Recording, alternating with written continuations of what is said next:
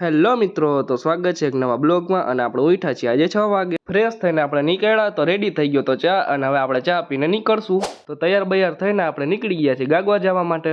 તો આપણે પહોંચી ગયા હતા વહેલી સવારે ગાગવા, અને હવે ઊભો થશે રામાપીરનો સ્તંભ. તો મુહૂર્ત હતું 7:15 વાગ્યાનું, અને આજુબાજુ તમે જોઈ શકો છો પબ્લિક જ પબ્લિક છે. તો વાગી ગયા હતા 7:15, અને હવે થોડીક જ વારમાં ઊભો થશે રામાપીરનો સ્તંભ.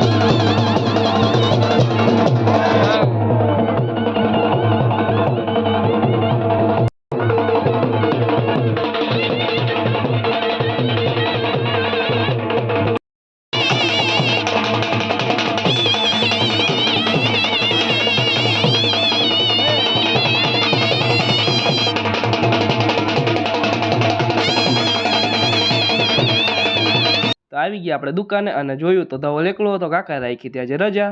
થોડીક વાર થઈ તો આવી ગયો તો શ્યામ મોગરિયા. કામ બામ પતાવીને આપણે મગાવી લીધી હવે સોડા. તો સોડા બોડા પીને ધવલ અને શ્યામ જોવા માંડ્યા રીલ. અને આમ બાજુ જોયું તો ઓહો પંખો બંખો ને શું વાત છે, બે જામ સાહેબ જ છે ને. પછી આવી ગયા હતા બપોરે આપણે ઘરે જમવા, અને બની ગયા હતા દાળ ભાત. તો જમીને આવી ગયા હતા આપણે પંચોટીમાં, અને તમે જોઈ શકો છો આખી બજાર. તો દુકાન ખોલીને આપણે બેઠા એટલી જ વારમાં આવી ગયા હતા રમેશભાઈ, આપણા પાકા ભાઈ બંને પપ્પા. તો થોડીક જ વારમાં આવી ગયા હતા કસ્ટમર, એટલે ધવલ વયો ગયો કસ્ટમર પાસે. પછી આવતો તો આપણે કંટાળો એટલે ગીત કર્યા ચાલુ.